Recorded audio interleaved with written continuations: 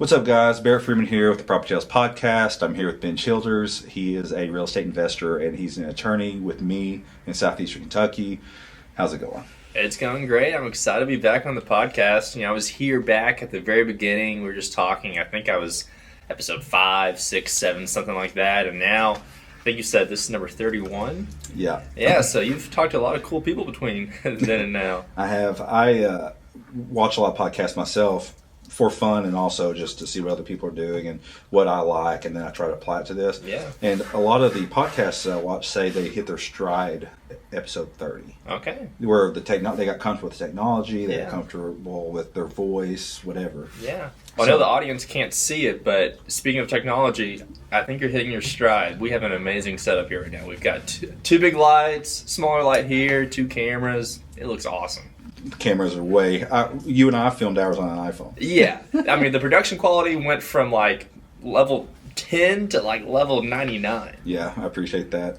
All it did was cost a lot of money. Yeah, hey, money can get you a long way. You throw money at something, it solves the problem. Yeah, exactly. So, I in the intro, I said that you're an attorney and a real estate investor, but Yeah. do you want to introduce yourself? Yeah, so for those who don't know me or haven't seen my earlier podcast, my name is Ben Childers. Like Barrett said, I'm a lawyer, I'm a real estate investor, and I own a media production company that is based out of our office here in Corbin, but we serve clients across Kentucky and then across state lines as well into the border states. So between those things, I stay pretty busy. I wear many different hats, but I love it. It's by design. I wouldn't have it any other way. And I'm just excited to see what the future holds. How's business been treating you lately?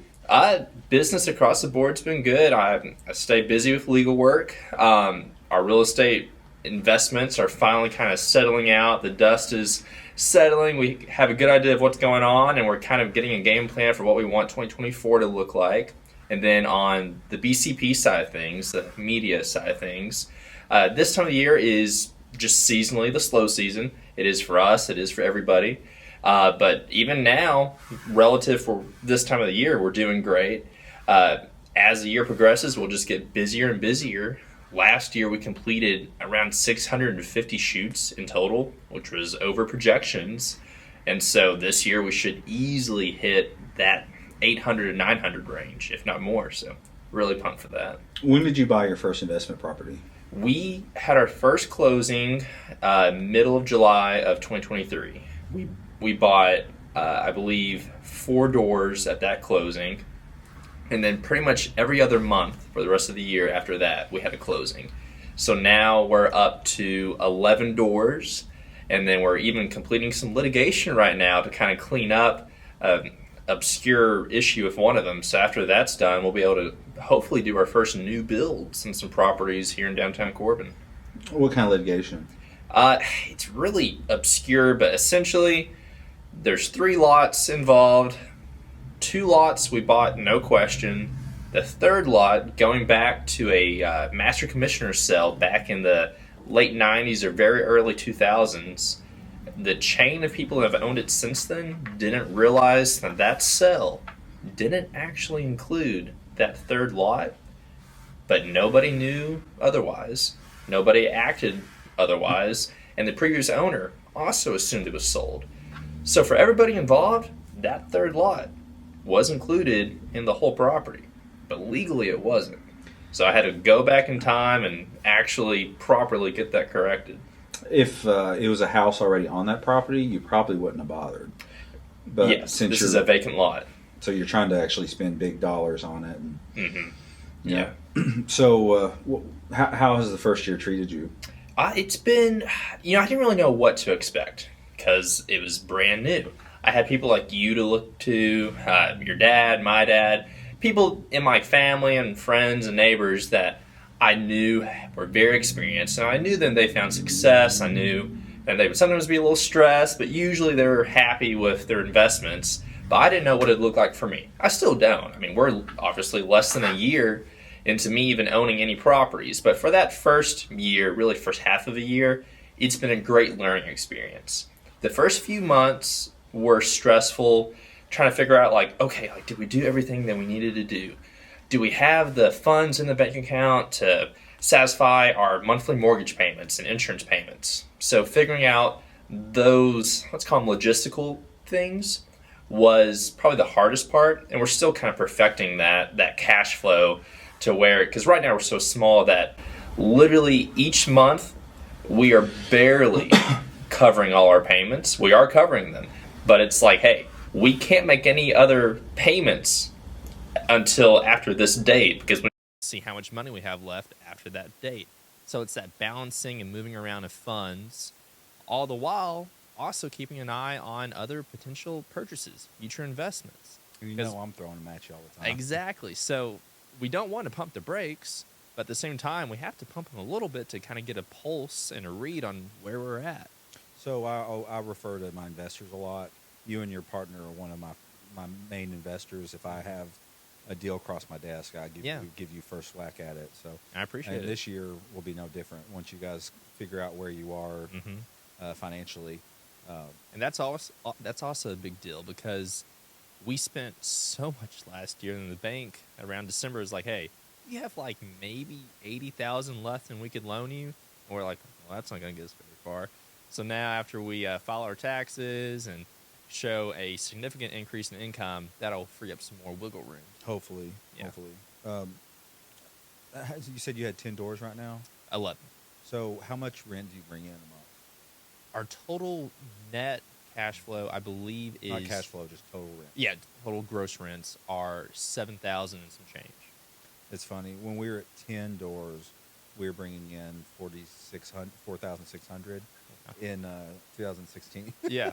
And Times have changed. Well, these are all big houses, too. We Yeah. didn't have any duplexes. It was just straight single-family homes. Yeah. I think we were getting $750 in rent. Now we're getting $1,100, $1,200 out of those same houses. We're mostly in duplexes, but we do have 3 single-family residences. When you look at a house, what kind of strategy do you like to employ to decide if it's a good buy? So the very first thing is I'm looking at the numbers. I'm looking at what the asking price is, but then also at the same time looking at what I think it should be worth or what we would need to purchase it at to make it worthwhile. And as long as I feel like the numbers are great or at least could be made great, could work, I'll go and check it out. Usually it's with you or on my own, either way. Well, at this point, the math's not hard. You just had to learn what numbers were important. Exactly. And pretty often, the numbers aren't going to work, or at least aren't going to work for us at this time. And I'll just say, hey, that's not going to be a thing then we can pursue. But if it is a potential property, then, it might be in that sweet spot. I'll check it out. And I'm looking at the state of the property. I'm looking at its location. I'm looking at any damage. I'm looking at the amenities, just trying to get a feel for, okay, what could we actually rent this for? What would people be willing to pay? And also, if we need to repair it, what do I think needs to be repaired and at what cost? Then I'm usually reaching out to you and saying, hey, can somebody come out and check out this property and give me an estimate on repairing this or that? Then once we have that info, if it still seems like, okay, this could work, we're going to have an inspector come over, check it out, and get a professional opinion on that. Do you always get it inspected? At this point, yes, we're still always doing that. Did someone give you that advice, or why did you start doing that? It's a little bit of both. For me, because I'm not you and Blake, where you guys have tons of experience on your own, for me, I feel like I want that professional opinion to say, hey, this is what's going on. At least for the first 40, and then after you can look at the floor. Yeah. And then also, the bank and then other people in the investment community said, hey, you should probably get your properties inspected for the start at least. We did. I think I told you I hate inspections. Yeah, you did. And we don't do them because they just ruin deals. Yeah. Or they give you a heart attack. Yeah. And luckily, I've only had one that's been ruined, but I think it was for a good reason. I think you ended up closing on it. Yeah, it was my deal. Yeah, that's the only one that was ruined, and you can speak to how bad it was. Am I the best person to do business with on the planet?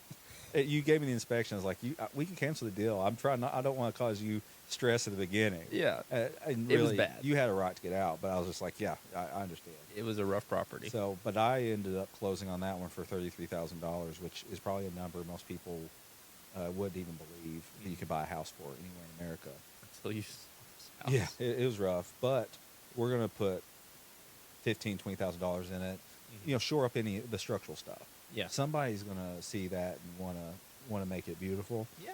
And really, all I care about is making $10,000 a house, and I'm happy. I think at the price that you got it for, you can turn it for a profit. I agree. I think we were in under the contract for like 55 or 60. That just wasn't. You were in for 40, or you were in for 50. Okay, maybe 50. And I was in for 40. Yeah. And this was the first time the inspection helped me too, because I let you out of the contract, rightfully so. You're entitled. I took that inspection to the girl that I had a deal for, and I said, we can't buy this house unless you give us a deal. So she ended up lowering our contract price from $40,000 to $33,000. Right. So that inspection that I got for free, you paid for, made me $7,000. And see, the thing is, nobody would have known the extent of the issues without that inspection report. Like, sure, we could on the surface look and say, oh yeah, the walls have issues.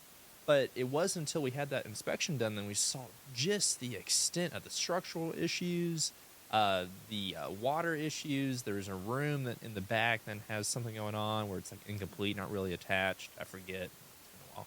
But yeah, that's the value of the inspection for us, at least for now. Well, the difference between you and your business partner is Blake and I would have just go ahead and bought it and just had to spend the extra $10,000 or $15,000 that we hadn't budgeted, and it would have delayed our investing, and we've done that over the years. We're at the level now where we can eat that $10,000 surprise, but you are not. We are not. So, and you can still make it cash flow, but if you don't have the budget and you can't pay for it out of pocket, the house sits unremodeled.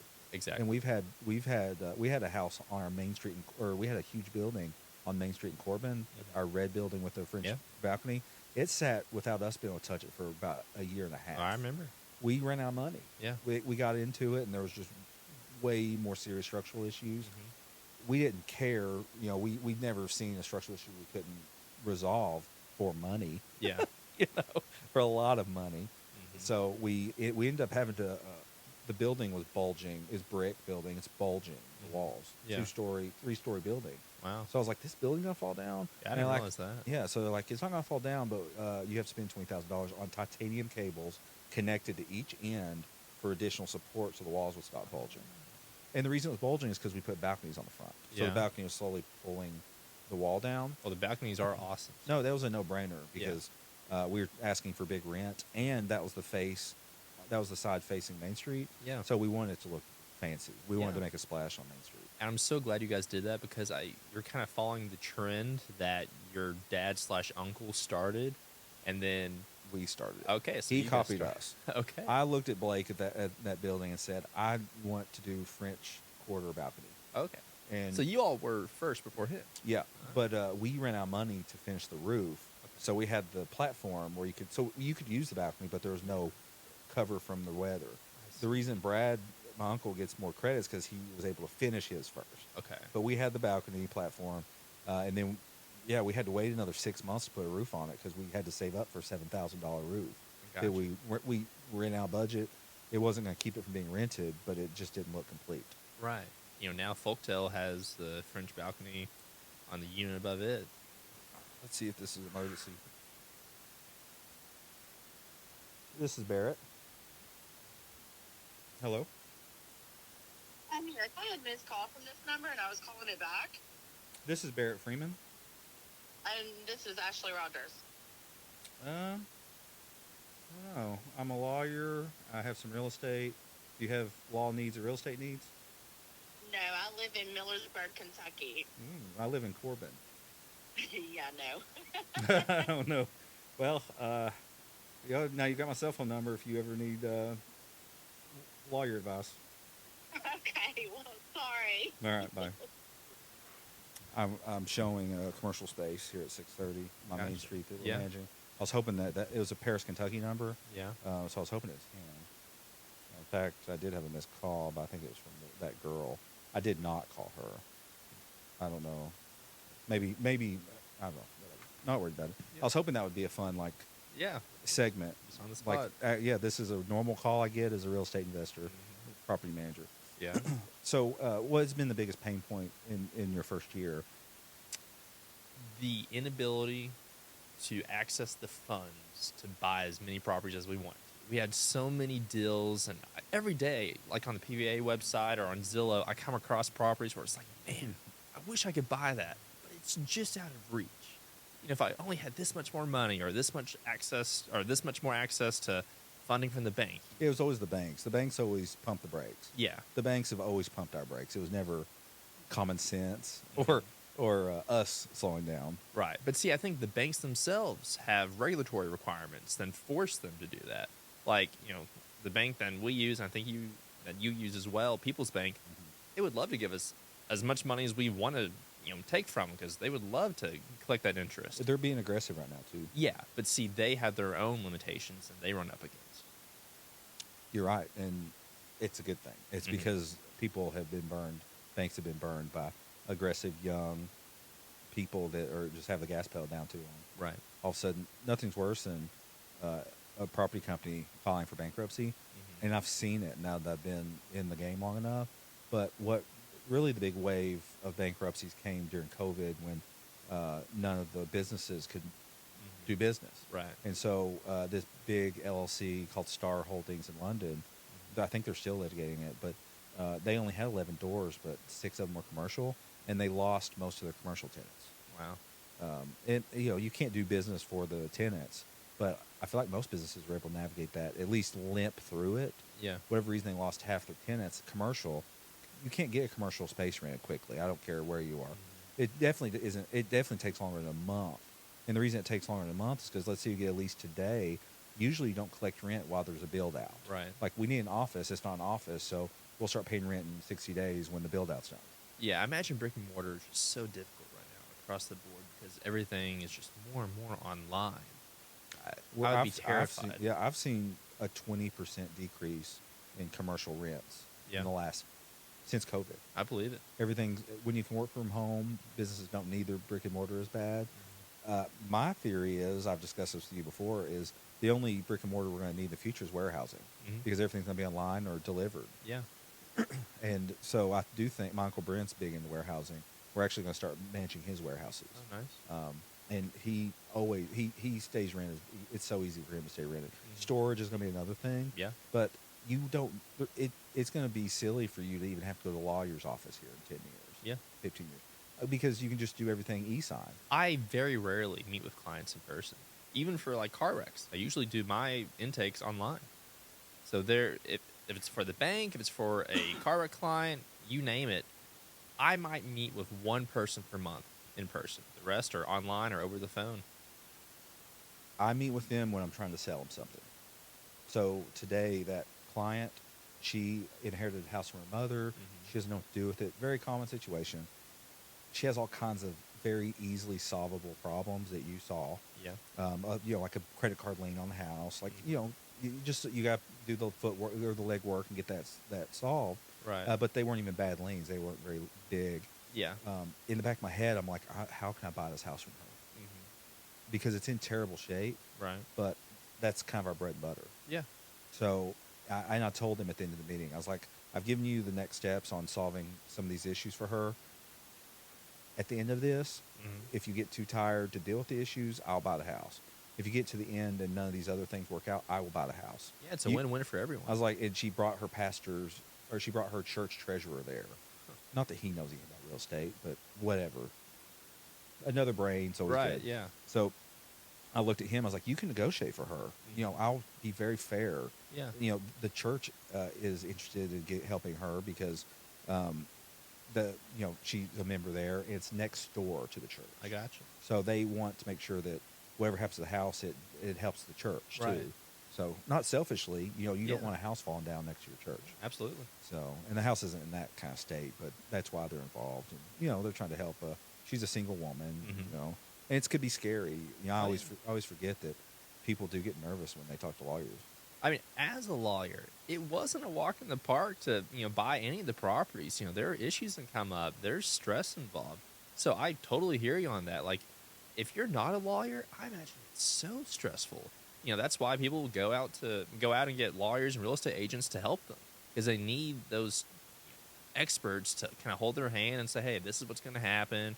This is normal. This is fine. Don't worry about this. I mean, you still use a real estate agent. Yeah, I mean, if I need help if a property's on the market, like on the MLS, I'll usually have my brother make the offer for me, just because Why not?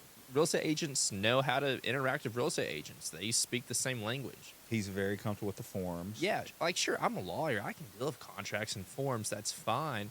But for me, it's a little clunky when I try to interact with the standard real estate contracts, just because they're literally designed for other real estate agents to work with, and that's what they do on a daily basis. It's as close to letting realtors do contract law without them performing law. Oh, absolutely. And that's why the contracts are put together very thoughtfully, and they're very involved, and that's why it's clunky. Yeah. So Now, I will say I prefer to purchase properties off market, and when I do that, I just make my own purchase agreement, send it to the owner, and usually we do it that way. And that's fine because it's my agreement, and we're just agreeing to the terms, just a standard contract. It's not the typical MLS Bluegrass Realtors purchase agreement. you ought to use that. It is thoughtfully put together. Oh, I've seen it. Blake and I use that now. We had the same attitude as you for a while. I was like, I'm a lawyer. I can write a purchase agreement. And very true. Yeah. But after being a broker for a few years now and going to classes and talking to the lawyers that wrote it, I would recommend your private deals to use it. I mean, I hear you. That contract is very well thought out, but when it's on the fly, it's like, hey, I need all these terms and only these terms. It's so tempting to just throw one together here in a couple hours and boom, it's signed. But I hear you. Also, you'll get, after you use it a few times, you, just like anything, you get really comfortable. Where it took you 20 minutes, it takes you 5 the next time. I've gotten really fast at it because I don't have to reread it carefully every time. Yeah, I you know what what's it says. But you should read it carefully. yeah. So, how did you have any situations where you felt overwhelmed? Thankfully, not overwhelmed, other than just the general stress of, we've been waiting so long on the appraisal, we've been waiting on the clear to close, just wanting to get things done. There's been a couple times where we had to extend the timeline in the purchase agreement because, for whatever reason, the bank wasn't ready to close by that date. That's terrifying. It is. So that's a little stressful, a little overwhelming, but it wasn't a big deal because everybody involved wanted the property to get sold and bought, so we all agreed to extend it. And it happened literally like 2 or 3 times. But still, it's like that stress of like, oh no, is the seller going to back out? They want the money. Exactly. You're a buyer. I have to remind myself. I sent 2 extensions today for me, which I hate because I worry they think that I'm dragging my feet somehow. Right. But what's happened is I've maxed out the money that my main bank will give me, People's. And so I've had to, so the buyers told me, I was like, all right, where's your mortgage now? And they said Community Trust. Great. They're a small bank, but they're here in town. Yeah. So I went down there, I made my introductions to loan officers, made sure there weren't any red flags personally or whatever, and sent them all of our financials, and they're just working through our documentation. We have 6 different companies, 6 different K1s. Our financial statements are very long now. Yeah. It's just, they have to work through it. Yeah. They're not dragging their feet. We sent them the information. They'll get through it, and they're like, okay, we need this. I'll get to them in a day or two. I was out of town last week. They needed something. I got to them today. Yeah. But I'm going to have to ask for a 30-day extension for 2 houses they're working on. Yeah. And I just kind of hold my breath. But it's my real estate agents are dealing with that right now. But one of my agents did an like GIF. Like, yeah. I was like, I'm sorry. And the agents want to make money. It's delaying their commission too. So, but see, everybody's on that same page that they want to make money, and the way to make money on that is for the deal to go through. So everybody's just working towards that same shared goal. And that is why the extensions 99.9% of the time go through. Also, sometimes, I was talking to my one agent. She was kind of scared about asking for an extension. I was like, don't be scared to ask for an extension. She said, well, the word's not scared, but I get it. It's just not a fun conversation. These people are wanting to close. They're wanting their money. Nobody likes it. No. Like, nobody involved wants to extend it. I mean, if I could choose, I would close every deal the next day. Of course. I think everybody would. Yes. It just doesn't work that way. And on the banking side, you and I could get a title search ourselves, look at it, make decisions based on a title search. That would only take a day or 2. If it's a cash deal, then, I mean, I could reach out to a seller on Monday, and if I had the funds to buy it in cash, I could close on Friday, if not sooner. Easily. As long as the title's simple. Yeah. Most of the time they are. Or if there's an issue, they're easily solved. Usually. So, I mean, that's kind of that's the biggest focus of your practice right now. Yeah. Yeah, I mean, I'd say on a given day, I'm probably spending 70+% of my time working on property or banking related matters, and the other 30 might be personal injury. It's great you're learning it. Oh yeah. So I'm learning every day. and you're learning more than me because I'm not in the trenches with you on so many deals. Oh, I mean, I'm in the trenches constantly on property litigation, usually foreclosures.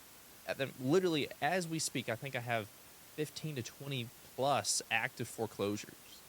And that's just my daily life. It's my bread and butter now. When I first started doing that early last year, in the end of 2022, I was stressed as all get out. But now, I'm pretty comfortable. I know what's going on. I know what to look for, what's needed, the flow of things, the procedures. So I'm still learning, still getting used to everything about it. But compared to where I was even this time last year, miles ahead, no comparison. Have you and your business partner talked door goals for 2024? Not really. It's more dollar goals. We would love to invest another $1 million this year. Obviously not of our own money, but purchases. You have to put up 150. Yeah, exactly. So that's a good goal. Our second year, Blake and I didn't do money goal. We did house goal. We're like, we want to add 15 more doors this year. Yeah. And that was very hard because we were buying one house, then another house, another house. And that's really the slowest way to do it. And I told you from the beginning, the quicker you can get into duplexes and triplexes, the better. Yeah. And you're reaping the reward of that. Absolutely. You got to 11 doors so fast. Basically 6 months. Yeah, and that's great. And it's a snowball effect. It really is. The first time you'll truly feel overwhelmed, I predict, is with your builds. Yeah. That's when our anxiety kicked in. The plan is for that to happen this year. Once we finish this active litigation, we plan to build this summer. Could you see yourself doing real estate full time? I plan on being the type that is always doing something new. I want every year for there to be a new project, a new adventure, something new for me to work on and grow and maybe exit in the future. Who knows? But I plan on just always having my plate full of different endeavors. Well, so Blake and I are the same way. Our next endeavor is buying a mom and pop insurance company. And we pay like $30,000 a month in property insurance. Yeah. I'd like to keep that in-house. The Terry Fork model. It is, but we're not quite as ambitious.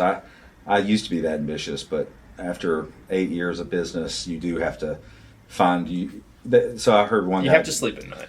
Well, I had one business guy on Twitter said that business is like a treadmill. You have to find your own pace. Yeah. Is it breakneck? Is it slow? So I've kind of found what pace I think is sustainable, at least for now. Mm-hmm. But then I say that, and then I buy another company, and then I have to add 20 hours to my week for 6 months till it gets going. And your capacity grows. It does. Following your analogy, maybe your lung capacity is going to grow, and maybe you can buy more. Maybe it's not as. Well, you get better. Limited. We've gotten better at hiring managers. We've gotten better at structuring businesses. Yeah, processes. Processes. That's everything. Yeah. So, all right. Well, thanks for joining me. Of course. Thanks for having me. All right. This has been another episode of the PropertyTales podcast. We'll see you next time.